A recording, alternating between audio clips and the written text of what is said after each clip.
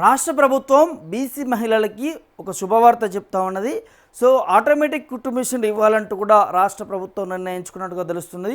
రేపటి నుంచి అంటే ఈ ఆగస్టు 15 నుంచి ఈ అప్లికేషన్ సంబంధించి ప్రాసెస్ ఉంటుందట. సో దానికి సంబంధించినటువంటి ఒక వార్త ఉంది, మనం చదివించే ప్రయత్నం చేద్దాం. బీసీ మహిళలకి ఆటోమేటిక్ కుటుంబిషన్లు తొలి దశలో 1.19 లక్షలు కూడా అందిస్తాం. 15 నుంచి దరఖాస్తు ప్రక్రియ ప్రారంభం మంత్రి పొన్నం ప్రభాకర్ వెల్లడించాడట. బీసీ మహిళలకి స్వయం ఉపాధి కల్పించే లక్ష్యంతో ఆటోమేటిక్ కుట్టు మిషన్లు పంపిణీ చేయాలనేది రాష్ట్ర ప్రభుత్వం నిర్ణయించిందనేది బీసీ సంక్షేమ శాఖ మంత్రి పొన్నం ప్రభాకర్ తెలిపారు. తొలి దశలో 1.19 లక్షల మందికి అందిస్తామనేది ఈ నెల 15 నుంచి సెప్టెంబర్ 15 వరకు కూడా ఆన్లైన్లో దరఖాస్తు చేసుకోవాలనేది సూచించారు. మరి గురువారం ఇక్కడ సచివాలయంలో కూడా బీసీ మహిళలకి ఇంటింటా ఇందిరమ్మ కుట్టు మిషన్లు పంపిణీ పథకం కింద అప్లికేషన్ల ప్రక్రియను కూడా మంత్రి ప్రారంభించారు. ఈ సందర్భంగా పొన్నం మాట్లాడుతూ కూడా పథకం అమలులో అన్ని బీసీ కులాల ప్రాధాన్యం ఇస్తూ కులాలకు కూడా ప్రాధాన్యం ఇస్తూ 100% సబ్సిడీతో కుట్టు మిషన్లు అందిస్తాం. కుటుంబానికి మహిళలు ఆర్థికంగా ఆసరగా ఉండేందుకు కూడా ఈ పథకం దోహదపడుతుంది. స్థిరమైన ఉపాధి లభిస్తుంది. స్వయం ఉపాధి తర్వాత ఆయా కులాల కార్పొరేషన్లు ఫెడరేషన్ల ఆధ్వర్యంలో కూడా నైపుణ్యత శిక్షణ కార్యక్రమాలు కూడా నిర్వహిస్తాం. దాదాపు 40 బీసీ కులాల ఆత్మగౌరవ భవనాలను కూడా ఈ నెలలోనే నిధులు మంజూరు చేస్తామంటూ కూడా మాట్లాడినటువంటి నిబంధన కనిపిస్తూ ఉన్నది. అయితే శుక్రవారం నెక్లెస్ రోడ్లో పూలే దంపతుల విగ్రహావిష్కరణ ఈ నెల 18న ట్యాంక్ బండ్ పైన కూడా సర్వాయి పాపన్న గౌడ్ విగ్రహాన్ని కూడా ఇస్తామంటూ కూడా చెప్తా ఉన్నారు. అయితే సమావేశంలో ఎమ్మెల్యేలు కాలేరు వెంకటేష్, ఆది శ్రీనివాస్, వీర్లపల్లి శంకర్, నవీన్ యాదవ్, బీసీ సంక్షేమ శాఖ సలహాదారులు Hanumantharao, commissioner Balamayadevi, BC corporation MD Mallaiah Bhattu తదితరులు కూడా పాల్గొన్నటువంటి నేపథ్యం కనిపిస్తూ ఉందట. ఒక్కో నియోజకవర్గానికి కూడా 1000 చొప్పున ఈ కుట్టు మిషన్లు అనేది ఇవ్వబోతున్నాం అనేది తెలుస్తుంది. ఇది బీసీ మహిళలకి ఒక శుభవార్తగా చెప్పుకోవచ్చు. ఇందులో ముఖ్యంగా అర్హతలు ఎవరు ఏంటి అనేది కూడా మనం తెలుసుకోవాలి కదా. సో ముఖ్యంగా ఇందులో అర్హత ఎవరు అని అంటే బీసీ మహిళలకు సంబంధించి కూడా ఎవరైతే ఉపాధి లేక ఎవరైతే ఇంట్లోనే ఉంటున్నారో వారికే ఇది అనేది వర్తిస్తుంది. ఈ చిన్న చిన్న జాబ్స్ చేసినా కూడా లేకపోతే వర్కింగ్ ఎంప్లాయీస్ ఎవరైనా ఉన్నా కూడా వారికి ఈ కుట్టు మిషన్లు అనేది వర్తించదు. సో దీంట్లో కూడా 360 డిగ్రీ కోణంలో కూడా వెరిఫికేషన్ అనేది ఉంటుందట. ఇప్పుడు ఇందిరమ్మ ఇండ్లకు ఏదైతే ఉన్నదో ఇందిరమ్మ ఇండ్లకు ఏదైతే 360 డిగ్రీ కోణంలో కూడా అంతా కూడా స్క్రూటినీ చేస్తూ ఉన్నారో సో ఈ ఇందిరమ్మ కుట్టు మిషన్లకు ఆటోమేటిక్ కుట్టు మిషన్లకు సంబంధించి కూడా అదే విధంగా ఇదంతా కూడా వెరిఫికేషన్ ఉంటుందనేది తెలుస్తూ ఉన్నది. ఒక్కో నియోజకవర్గానికి 1000 చొప్పున ఇస్తున్నారు. సో మొత్తం తెలంగాణలో ఉన్నటువంటి 119 నియోజకవర్గాలకు కానీ 1,19,000 కుట్టు మిషన్లు కూడా ఇవ్వబడుతుందనే దాన్ని కూడా తెలుస్తూ ఉంది. అయితే అర్హత దరఖాస్తు ఎంపిక కూడా ఒకసారి మనకి ఇక్కడ మెన్షన్ చేయడం జరిగింది. ఒకసారి చదువుదాం. బీసీ కులాల్లో 18 నుంచి 55 ఏళ్ల వయసు ఉన్న నిరుద్యోగ మహిళలు అర్హులట. పేదలు, నిరాధారణకు గురైనటువంటి వితంతువులు, ఒంటరి, అనాథలకి ప్రాధాన్యం ఉంటుంది మొదటి వరుసలో. సో తెల్ల రేషన్ కార్డు లేదా ఆహార భద్రత కార్డు తప్పనిసరి కావాలట.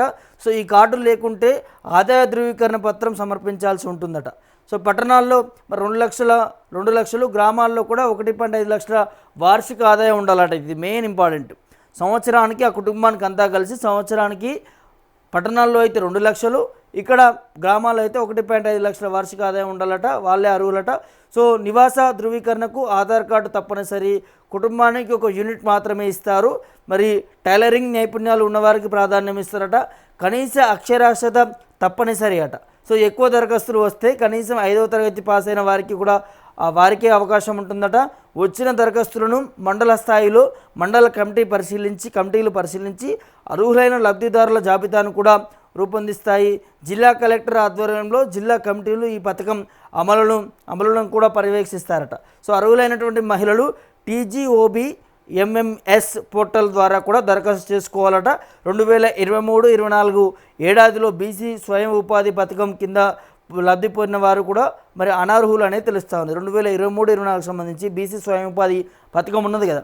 సో దానికి లబ్ధి పొందిన వారికి సంబంధించి కూడా ఇది అనర్హులు అనే దాన్ని కూడా చెప్తున్నటువంటి పరిస్థితులు కూడా కనిపిస్తూ ఉన్నాయి. సో ఓవరాల్గా ఈ అర్హత ఎంపిక అనేది చాలా స్క్రూటినీ చేసే అవకాశాలు ఉంటాయి. ముఖ్యంగా ఏదైతే 18 సంవత్సరాల నుంచి 55 సంవత్సరాల లోపల ఉన్నటువంటి మహిళలకే ఇవ్వబడుతుంది. బీసీ మహిళలకి. దానితో పాటు సంవత్సరానికి ఆ కుటుంబ ఆదాయం పట్టణాల్లో ఉంటే 2 లక్షలు, గ్రామాల్లో ఉంటే 1,50,000 వరకు మించితే రాదు. దాంతోపాటు ఇక్కడ ఈ అప్లికేషన్స్ ఎక్కువగా వస్తే నియోజకవర్గానికి 1000 చొప్పున చెప్తున్నారు కాబట్టి వీటికి ఎక్కువగా అప్లికేషన్స్ వస్తే దీన్ని అంటే ఒక అర్హత కూడా పెట్టే అవకాశం ఉంటుందట. సో ముఖ్యంగా 5వ తరగతి పాస్ అయినటువంటి వారి నుంచి ఎంపిక చేసే పరిస్థితి ఉంటుంది ఎక్కువ అప్లికేషన్స్ వస్తే మాత్రం. సో ఇట్లా అనేక విధాలుగా దీనికి సంబంధించి కూడా చెప్తున్నారు. ముఖ్యంగా తెల్ల రేషన్ కార్డు ఇంపార్టెంట్ ఆర్ ఆరోగ్య భద్రత కార్డు అనేది కూడా రెండిట్లలో ఏదైనా ఒకటి ఉండాల్సిన అవసరం ఉంటుంది. సో తెల్ల రేషన్ కార్డు ఉన్న వారికి ప్రామాణికంగా చూపిస్తూ ఉన్నారు. దాంతోపాటు ఆరోగ్య భద్రత అయినా పర్వాలేదు అని అంటున్నారు. ఇక ఇన్కమ్ కూడా మరి 1,50,000 లోపలనే ఉండాలి గ్రామాలకి సంబంధించి కూడా. సో ఇలా అన్నిటికి సంబంధించి కూడా ఎక్కడా కూడా అవినీతి జరగకుండా, అక్రమాలకు పాల్పడకుండా సో నియోజకవర్గానికి మండలానికి సంబంధించినటువంటి కమిటీలు కూడా ఏర్పాటు చేస్తారు. వాళ్ళ ఆధ్వర్యంలోనే ఎవరు అర్హులు ఎవరు అనర్హులు అనే దాన్ని కూడా తేల్చి చెప్పేటటువంటి అవకాశాలు ఉంటాయి. ఇక్కడ ఇంకో అంశం ఏంటంటే కలెక్టర్తో స్థాయితో సహా అంటే జిల్లాలకు సంబంధించి కలెక్టర్లు ఉంటారు కదా, సో వారి ఇన్వాల్వ్మెంట్ కూడా దీనికి సంబంధించి ఉండాలి. ఆ కమిటీలను ఎప్పటికప్పుడు కూడా పర్యవేక్షించాలి. అంటే ఎంత నిఘాతోని ఈ కుటుంబ విషయాలకు సంబంధించినటువంటి అది జరుగుతుంది ఏందని కూడా మనం స్పష్టంగా చూస్తా ఉన్నాం. కానీ ఇక్కడ మనకు ఒకటి స్పష్టంగా తెలుస్తున్నది, ఈ కుటుంబ విషయాలకు సంబంధించి ఈ పథకం ఏదైతే ఉన్నదో ఇది ఎక్కువ గ్రామాల నుంచి ఎక్కువ అప్లికేషన్లు వచ్చాయనేటట్టుగా కనిపిస్తూ ఉన్నది. ఇక్కడ గ్రామాల్లో చాలా తక్కువ మరి ఈ జాబ్స్ కావచ్చు, వివిధ పనులకు చేసేటువంటి వారు చాలా తక్కువగా ఉంటారు. ఎక్కువగా వ్యవసాయాన్ని నమ్ముకునే వారే ఉంటారు. ఈ కూలి పని కావచ్చు, వ్యవసాయ పనులు కావచ్చు, సో రోజువారీ వేతనాలకు సంబంధించిన వారే ఎక్కువగా ఉంటారు. కాబట్టి సో ఈ కుట్టు మిషన్లకు సంబంధించి అంటే ఈ ఆటోమేటిక్ కుట్టు మిషన్లు ఇవ్వడం ద్వారా కనీసం ఇంటి దగ్గర ఉండి దీని ద్వారా ఆదాయం పొందవచ్చు అనే దాన్ని కూడా చాలామంది మహిళలు వెయిట్ చేస్తూ ఉన్నారు ఆర్థికంగా కొనుక్కోలేక. సో దీని కాస్ట్ కూడా ఆల్మోస్ట్ ఒక 15,000 నుంచి 20,000 వరకు ఉంటుందనేది ప్రభుత్వం భావిస్తూ ఉన్నది. సో ఆటోమేటిక్ అనేది సో ఇప్పుడు ఇది రావడం వల్ల కూడా చాలామంది మహిళలకి ఒక ఆర్థిక సహాయంగా ఉంటుంది. సో జిల్లాల నుంచి గ్రామాల నుంచి ఎక్కువగా వీటికి వచ్చేటటువంటి అవకాశం ఉంటుంది. అప్లై చేసుకోండి. ఈ రేపటి నుంచి ఆగస్టు 15 నుంచి వచ్చే నెల మరి 15 వరకు కూడా ఆన్లైన్లో దరఖాస్తు చేసుకోవాలి. సో మీ సేవ కావచ్చు, లేకపోతే వివిధ ఆన్లైన్ సెంటర్లకు వెళ్ళి కూడా దరఖాస్తు చేసుకోవచ్చు. ఇక్కడ